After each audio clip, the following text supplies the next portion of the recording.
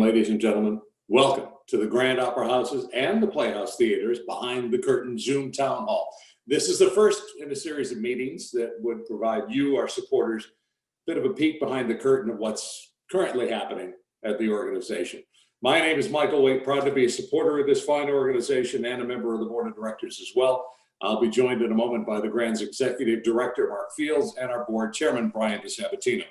We are joined this evening, by the way, to be impressed by this number, over 225 ardent supporters of the Grand and the Playhouse, and we very, very much appreciate you taking some time to spend with us here tonight to learn about what's going on during this COVID era. We know this has been a trying time for everybody in the greater Brandywine Valley. In fact, like many other performing arts venues, the Grand, the Baby Grand, and the Playhouse on Rodney Square have been shuttered since March 12th. That's about 170 days now. We play our part in reducing community spread in Delaware, but that means we can't perform. But the Grand has taken a number of steps to bring art to the community in new and exciting ways, and we'll get to that shortly. A couple of housekeeping moments or points for our conversation this evening. First of all, thank you to those of you who've submitted questions in advance, and we've seen a lot of them in advance of our conversation this afternoon. We have done our best to incorporate many of those questions in today's and future calls as well. You'll also notice that the Zoom might look a little different than what you're used to if you do Zoom meetings and such. If you would like to make a comment, you will see an option below to do so with the Q&A tab. I've seen a couple of comments even before we started. Thank you very much for that. We'll also activate a poll at some point in the conversation today to gather your feedback. And if you think of a question after our conversation, well, please let us know by replying to the post-Zoom survey that will pop up after we end tonight. So, without further ado, let us bring in Mark and Brian into the conversation. Gentlemen, good evening. Hello, Michael. Hi, Brian. Hey, guys. How are you? Hey, Michael. Good to see you both. Let's get right into it, and because there are a lot of people here with a lot of questions and also want to know what's going on with their beloved organization. So let's talk first about how the Grand and the Playhouse have navigated these last 4 months. Well, Michael, it has been a challenge, as you can imagine. Mm-hmm. As you mentioned a few minutes ago, we've been closed since the 12th of March, all three of our venues. We had to cancel more than 50 performances all total, but it's really more complicated than that for our organization. I really kind of think of it as a triple whammy. We had the loss of all of those performances and all of those tickets. We had over $1 million in tickets sold for those events that had to be canceled. But in addition to that, because the theaters are closed, we've lost all of the rental income from our 5 resident companies: the symphony, the ballet, the opera, city theater, and the rock orchestra, and all of the community rentals, weddings, parties, meetings, all of that. And because we've lost all of the reasons that people have for coming into the building, donations are down as well. So it's really kind of hit us in 3 different ways. So it's been a real challenge, but as is always the case when it comes to the arts in times of challenge, it's also been an opportunity for us to become more creative and innovative and to think outside of the box. And we'll talk a little bit more about that later. Sure. Brian, you expand on that at all? Yeah, I appreciate that, Michael. Mark talked a lot about what it's been like over the last 4 months operationally, but I got to tell you, I hearken back to that evening. I guess it was March 11th when Mark and I got together. We had a show up on the stage at the Playhouse, ironically called "The Play That Goes Wrong," and we didn't know what to do with it because we had people that were scared to come. We had a show on the stage. We had people that were getting in their cars to show up. We had the governor about to get on the television to call a state of emergency. And then we all know what happened after that. But as a result of the last 4 months, Michael, I have to tell you, I know Mark well, and Mark and I have spent time together over his tenure. And this staff, I've known this staff well, and I, as a volunteer and as a board member, I've gotten to know them. But I'll tell you, seeing them rise to the occasion during crisis was amazing. Not a minute went by where they didn't get creative. and try to pivot and pivot and pivot and pivot over and over and over again to ensure the long-term success of the organization. And I have to tell you, the board and the trustees and the volunteers, same thing. The reason we're in survivable shape and we're going to be in great shape going forward is because this community, we're great stewards of not just the theater, but the art form. Yeah, absolutely. Talk to us a little bit about, while I've got you on the horn here, about the unifying way forward, what some of your guiding principles have been as we look to reopen. That's at whatever point. You can imagine, and we'll talk about what getting your teeth kicked in looks like, right? But you know, we knew that this was going to be a Herculean effort to not just sustain ourselves to stay alive, but to stay alive long enough to thrive going forward. And so we began to ask ourselves, well, why would we fight for this in the first place? Why is the Grand so important to us? It really caused some terrific reflection by the staff, the board, the trustees, and the volunteers. And we looked at a couple of things. Number one, we've been here before, right? Back in 1871, there was no theater, and the community got together to make Wilmington relevant with New York and Philly and Baltimore and Washington by bringing the arts under one roof, right? And then it went through a decay period, and we brought it back again in 1972. We've been here before. The survivability is our model. Secondly, we know, like it or not, everybody's watching us right now in the art world. As the Grand goes, there's a chance the rest of the art world goes. And so we believe that we've got a responsibility to stand up for this art form as we're standing up for the Grand. Everybody knows, I think, that as the Grand goes Market Street. What many people don't know is why. The Grand has a spillover effect of about $10 million a year into the local marketplace, whether it's hotel rooms or restaurants or babysitters or parking lots, et cetera, over and above our shows. The arts in general, almost $100 million spillover. But what we really reflect on is why we love this art, because it heals us. This, I don't think it takes a rocket scientist to turn the news on and realize, you know what? We could use some healing. We could use some unity. My gosh, this art form does it. And we do it by getting together. The act of saving this institution and helping it thrive is going to bring us together.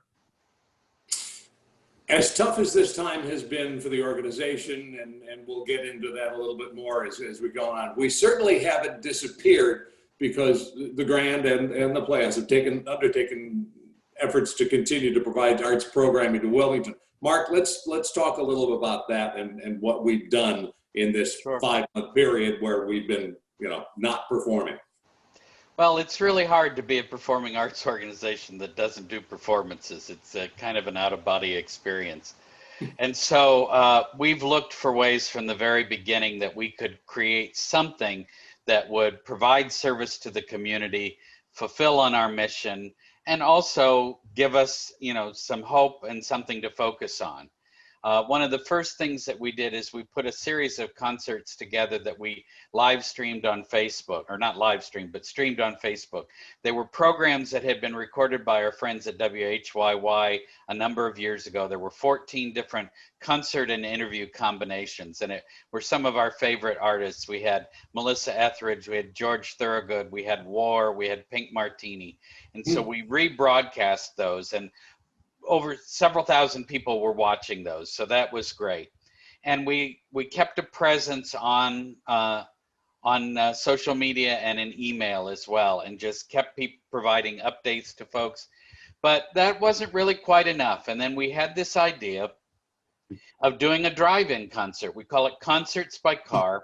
We've done 4 of them so far, all at Frawley Stadium. You may have seen pictures or video on social media that's been covered in the newspapers as well.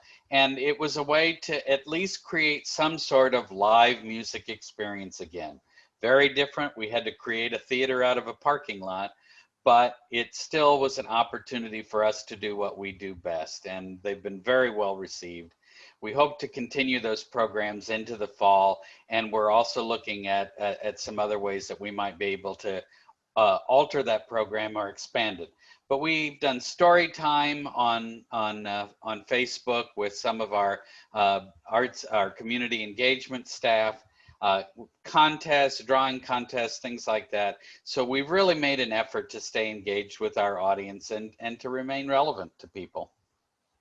As Brian mentioned before, just before we had to shut everything down, we had a play at the Playhouse Theater, and a lot of people here are concerned about the Broadway and Wilmington series. By the way, in case you weren't aware of it, that is, well, you are, but they may not be, the longest continuously operating Broadway touring series in the country. That's how big a deal it is here. What can you share today to allay people's fears? Well, Broadway will be back, of course. We don't know when. Yeah. Nobody knows when, but Broadway will be back. We're committed to that. It's an integral part of our program. It's a long-standing history here in Wilmington, and we're going to do everything we can. I'm sure, Michael, that you know, and many of the people watching this know tonight, it's not just Broadway in Wilmington that doesn't exist right now. Broadway on Broadway doesn't exist right now. So national tours have been closed down. Theater is one of the hardest things to do in a viral situation, because you can't do dance numbers, you can't sing in each other's faces when we've got a virus that we don't have any kind of response to. So Broadway will be back. Broadway in Wilmington will definitely be back. Terrific. You know, part of this thing we need to address too is that the Grand, the Playhouse, the organization basically had to lay off 60% of the staff recently. Brian, I'd like you to address this and just tell us a little bit about the choice, why it's important for the future of the organization to make sure that we make it another 150 years. Man, I got to tell you, this has been the hardest piece of this whole equation. You know, I think that there's over 100 of us together on this call, not just because we want to know what the next show is because we consider the Grand part of the community. At the core of this community are not just the show corps, wonderful people, the volunteers, the staff and the board, but the employees of the Grand show an unwavering dedication to this facility and this art form. And I got to tell you, they are not going to get rich doing it. They are passionate about what we do.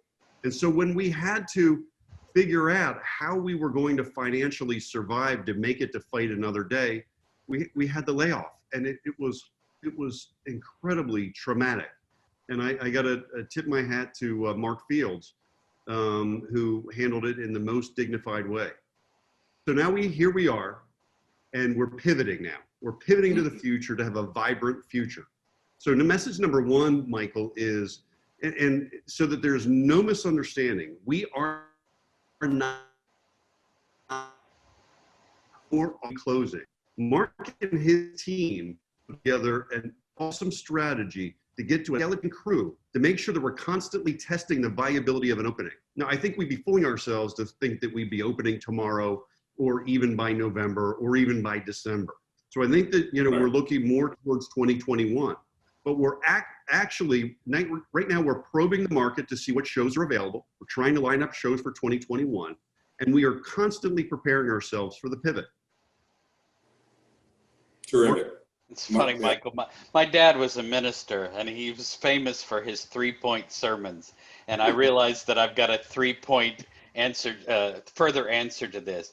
You know, it's not just when we're going to be able to open the building again, because we've got the social distancing guidelines from the governor and from the CDC and capacity limitations. But it's also, when is it going to be safe for artists to tour again? Because these artists, you know, to make a tour economically viable, they have to play 5 or 6 nights in a 7-day week. Yeah. And if they've got to jump over states that are completely closed to get to states that are open, then that tour becomes less viable. And also they're getting introduced to new people, strangers, every place they go. So there's some risk in this for artists, as much as they want to get back out and play. Yeah. And even if we dealt with those 2 issues, can we get the theater open? Can we make it safe? And the answer is we're working on that now. Yeah. But even if we can make it safe and the artists feel comfortable, will audiences feel comfortable coming again? Yeah. And we know from the research that we've seen both locally and nationally that we're not there yet. So there's a challenge in front of us, but as Brian said, we're working to the point where we can be ready to open when the artists are ready and when the audiences are ready. You know, in the short term, we have a challenge. We have a $2 million problem that we have to fix just to get back open. And that's to resolve our ticket liabilities, to pay down our debts, to stabilize the organization, and to bring as much of that staff back as is possible to be able to do shows. I mean, Right. what Brian said is exactly right. We've kept a nucleus of the staff so that we can get back up to speed quickly when we're ready to. So 2 million to open the doors, but we're going to need 5 million to get back to January of 2020, because we actually dipped in to our endowment accounts with the support of the board and with the support of the philanthropy community to be able to keep the staff on as long as we could, and to keep some sort of framework of an organization that we can rebuild back from. That's a short-term challenge. We're confident that we can meet that challenge. And one of the things that I think is really gratifying in all of this is, as we have talked to all levels of government, federal, state, county, and city, all of them have said they understand the importance of the arts to the community and to the economy. They understand the particular importance of the Grand, and they're going to do what they can to help us get back on our feet. We have an awful lot of people watching tonight, and certainly, again, appreciative of their time. But now they're going to be questioning, saying, what can we do to help? We certainly hope that they're questioning what we can do to help. Let's talk about what individuals can do. Brian? Well, I feel compelled after Mark's 3-point sermon to just begin with, give him an amen. I wish all 120 people's mics could become unmiked so we could give Mark an amen. Amen. So Michael, you know, I begin by, out of respect for the folks that lost their jobs and the folks that remained that took a major pay cut, and out of respect for the pioneers in the 70s and the founders back in the 1800s, right? I think we have an obligation to fight really hard right now. And I think getting specific about that is important. And so here's a couple of things. Number one, we're in the midst of planning a campaign. So today, what's really important is for, you know, all 120 people on this call to leave this call and share the energy that hopefully you're getting out of this, to let people know that the Grand is open and is alive and will thrive. Secondly, advocate, advocate, advocate. You will see that there are grants and letters to the editors and things that we need, you know, advocate on our behalf. So there's some really small tactical ideas before we get the campaign, like make a donation, make a donation. If you had tickets to a show, consider donating them back. And if you have friends that have tickets that are outstanding to a show that didn't happen, consider donating them back. But prepare yourselves to get ready, because this entire community, as we did in 1870 and we did in 1976, are going to have to mobilize to open these doors next year. Absolutely. Mark? And it can be something even simple, Michael. We got help from the very beginning from the federal government with the payroll protection program that allowed us to keep people on payroll longer than we would have been able to otherwise, because as soon as we closed our doors, our revenue dried up. But that was very helpful, very supportive. We've gotten grants. We've gotten a lot of our corporate sponsors have renewed their support, even though they know that we're not going to be able to do everything that we normally would do in a coming season. But there are little things that people can do even before we launch this campaign in the fall. There is still more legislation that's out there that's under our consideration. And one is called Save Our Stages, and it's focused on historic theaters and giving them the resources that they need, like our historic theater, to stay open. So jot this down if you've got a piece of paper nearby. Text the word stage to, and I'm going to need my glasses for this, 50409 to express your support for the Save Our Stages legislation. And keep an eye out for emails coming from the Grand and from our state arts advocacy organization, the Delaware Arts Alliance, asking you to advocate on behalf of the Grand and on all of the arts. Terrific. All right, again, that's stage to 5040. 409. Got it. Thank you. All right, we did want your participation in this. We want you to feel that this is your organization in so many ways. So we're going to activate a poll right now. That'll help our team better understand the feelings of those who are on the call. We will keep this anonymous information back to our team as we continue to plan the near and long-term programming. So please, you can take a moment while we continue with the program to answer this. Now, we're going to turn to some of the questions you submitted before the call tonight. We did receive over 75 questions from you and know that some will be held for future town halls about reopening procedures and audience artist safety. But the staff is also going to be reaching out to many of you that had specific questions about your tickets, subscriptions, or donation status. So know that you will be contacted. Your voice will be heard. But if we can get to a few of these, gentlemen, I would like your responses on these. This one comes from Bonnie. We've kind of already talked about this, but about plans again for Broadway shows next season. We don't expect that there will be much of a Broadway season in 2021. If we have any opportunity, we'll add shows in the spring when there's a readily available vaccine and everyone feels safe.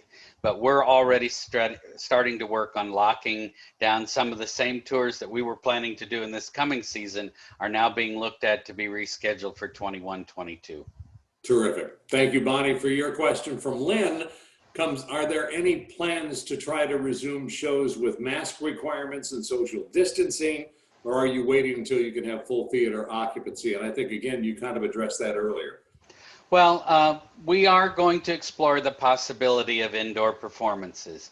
What that means is yet another challenge because our 1,200 seat Copeland Hall has an effective capacity of 250 when we put in social distancing and the capacity limitations from the state. And so finding artists that we can still viably present with only 250 tickets to sell is going to be a challenge, but we are looking. We have gotten grant support from a variety of sources that will allow us to acquire some of the equipment that we need to keep our patrons safe. And so we're making those investments now so that when we feel that artists are available and the public's ready to come back, that the building is ready for them. And we'll observe all of those protocols. So on top of that question, Charisse asked, when do you think we'll be able to have shows with reduced audiences in the theaters? And that, again, I think that's tough to answer, but. It is tough to answer. We may be ready by late fall at some point for probably not nationally touring artists, but perhaps regional or local artists that we can bring in with that reduced capacity. But we're working to get the theater ready so that when artists and audiences are ready, we'll be ready. Okay, William's asking, would we be booking performers that we had tickets for before COVID closed performances? And if so, will we be issued the same tickets for the newly booked shows? We have rescheduled a lot of the artists that were originally scheduled to perform in the spring. In fact, we've rescheduled them several times because we rescheduled them to come back in the summer and have rescheduled them to come back in the fall. And it's a shifting target. The thing is, we're all in this together. The artists are in this with us. Tours are in there with us. The audiences are in there with us. And so we are all making these adjustments as we adjust to the ever shifting picture that is this virus. It is a challenge to plan for a future when you don't know when that future is going to start. Amen. This is an interesting question from Arnold. Said, will a performers accept the smaller audiences required to comply with COVID-19? Well, artists want to perform more than anything, Michael. They want to get out there. It's not just how they make their living, it's how they feed their souls. And so they want to get out there and perform. But there are some realities of the expenses of taking a tour out.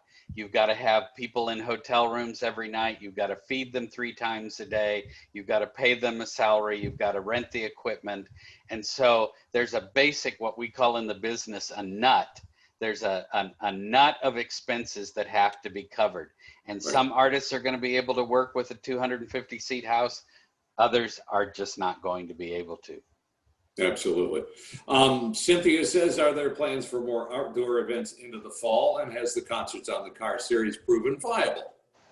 Well, we've been really pleased with the Concerts by Car. We weren't even certain that people would be willing to do this, but we found that people wanted live music just like we wanted to present live music. And we intend to continue it into the fall.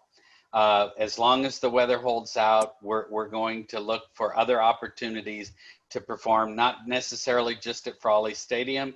We're also looking at doing some walk-in performances that would be socially distanced in Bellevue State Park. We're looking at the possibility of a kind of a Broadway-oriented movie series that would feature Broadway musicals and movie musicals. We're even looking at the possibility of doing some things in front of the Grand on Market Street.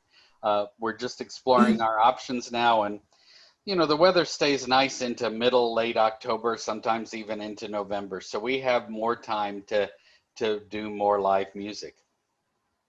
Tim wanted to know how this Save Our Stages and Restart Acts help the Grand of the Playhouse. Well, it could be very instrumental help because as we have talked about here, there are a lot of expenses that we have continue to have, even that new expenses for equipment and things like that. And we're really gratified that the federal government and our state and county and city government understand that if they want the Grand open again, if they want other performance venues open again, the Playhouse, DTC, the Queen, then they've got to invest in them. And you know, what we're able to demonstrate is, like Brian mentioned earlier, we know we contribute to the local economy, 10, 11, $12 million a year to the local economy. We bring 200,000 people a year to downtown Market Street when there's not a virus. So, you know, that's an important part of the picture that has to be paid attention to. All right, I'm going to let you catch your breath for a moment and call on Brian. Thank you. Bill, I figured that. Bill asked a question, what Sure. financial assistance the Grand is seeking, or what assistance is available to the Grand to help in this crisis? So, I don't think there's a rock left in Wilmington that the staff hasn't looked on. The Brandywine got about 4 feet deeper over the last 3 months. You know, Michael, I like to begin an answer like this by just stepping back for just a second and say that the best part of moving forward is making sure the trustees, the volunteers are amazing stewards of the money that's been raised. And so they are constantly monitoring to make sure that we can thrive, right? And the staff that have remained has shown incredible empathy for our situation. They took a 30% pay cut. And so they've got skin in this game, right? And so moving forward, I've seen the development staff and Mark and volunteers looking at every single grant. One of the things that I loved seeing, it happened to us this week, was getting feedback from a government entity that said, man, your people really care. We got letters from ushers at the Grands and volunteers and bartenders. They really care about that place. You're going to the top of the list for us. Wow. So for those of you who are advocating, thank you. And Bill, to answer your question, I got to tell you, this staff is doing a yeoman's job, whether it's federal, state, local, corporate, or individual giving. They're coming at it. But we are going to need everybody's help, Michael. yeah, absolutely. You know, we can't depend on government. We can't depend on corporations. We can't depend on foundations to get us out of the situation that we're in. It's going to take everybody. And we're working on a campaign now where we don't want to just recover. We want to thrive. Right. And so we're looking at a campaign now that we're going to roll out this fall we're working on the pieces of it now, putting the personnel together that we need, making, developing the materials and the case that we need to make to anybody and everybody who will listen. And so we ask everybody that's on the call tonight, just stay tuned, because you're going to hear more from us about this. There are ways that everybody can help, and believe me, we're going to be asking you to do that. Before I get to the next question, Brian mentioned again about the staff and has been talking about the staff a lot.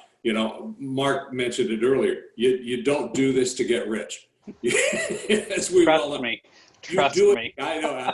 You do it because you love it. And so I think we have seen that love coming out in not only the staff that has stayed on, but the staff that has been, furloughed for a while or laid off. I'm glad you mentioned that, Michael, because, when I had to make those horrible phone calls that I had to make several weeks ago, this staff, even the 19 people that I said, we don't have a job for you anymore, several of them said, how are you doing in making these calls?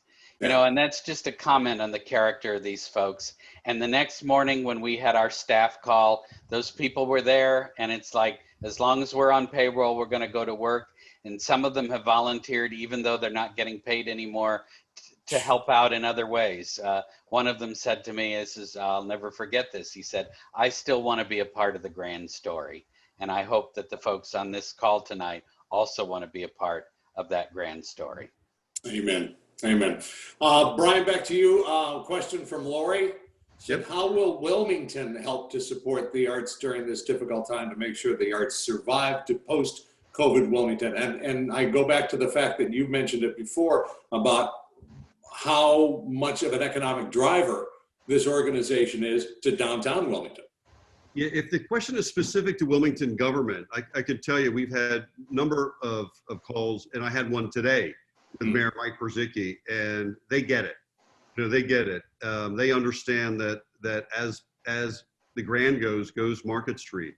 So we have seen, the challenge is Wilmington, like many governments right now, they are not cash flush, right? Right. But to the best of their ability, they are connecting the dots to help us stay viable. So here's an example. This week, and for many weeks to come, the DNC is in town, right? Mm-hmm. And they're staying up at the Hotel DuPont. And our hope is that they begin to leverage the Playhouse up there. And so those relationships that we've been able to build through the relationship and the understanding that the mayor of Wilmington has been vital. And we tip our hat to the Buccinis as well there. Excellent. Mark, for you, from Joe, is the Grand still holding credit balances in the accounts of individuals with 2019-20 subscriptions? Yes, we are. Okay. And that money will stay in your account until you're ready to use it. And in fact, for those of you who are Broadway subscribers, we're holding on to your seats too. So there's nothing you have to worry about. You're not going to miss a step while we're not able to put on performances. Terrific. And one more, and this is from Andy, says, are my Broadway and Wilmington subscriber seats being held for when you announce the next season of performances? Yep, they'll be there. Okay. And I don't know if you noticed it, Michael, but we did get a live question in the Q&A session that I want to answer too. Good. Someone asked about the Grand Gala. There is not going to be a live Grand Gala this year, but this is a 40-year plus tradition. And so we're working on a plan now to create some sort of gala experience. We want to keep it in December where people are used to it, where we kick off the holiday season the first Saturday in December. But stay tuned, because we're working on what we think is a pretty nifty plan to gala without being here in person. Thank you, gentlemen. We do want to be respectful of people's time, and we know that we've got to wrap this up pretty quick. But first of all, let me just take a moment to thank you for joining us for today's Behind the Curtain Town Hall. And you guys have anything you want to do to wrap up as we say goodbye?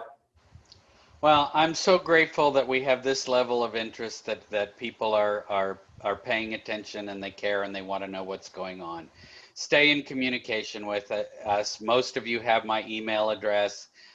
If you don't, it's on the website. If there's something you want us to think about, let us know. We are planning to do more of these town halls as more information becomes available, and we do make some decisions about how to restart things.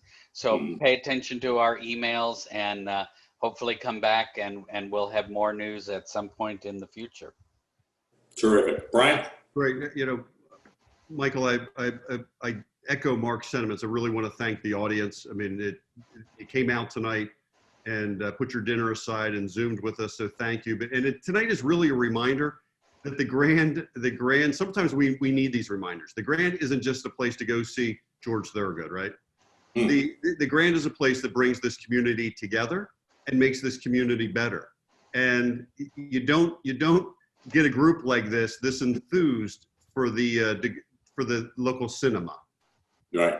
This community is together and better because of the Grand, and we thank everybody on the call.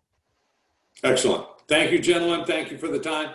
Thank you, everyone, for taking the time to hear from us. And I say, look for your emails, and we'll let you know when we've got the next one coming up. Have a great evening. God bless you all. Thank you. Stay hopeful. Thank you. Thanks.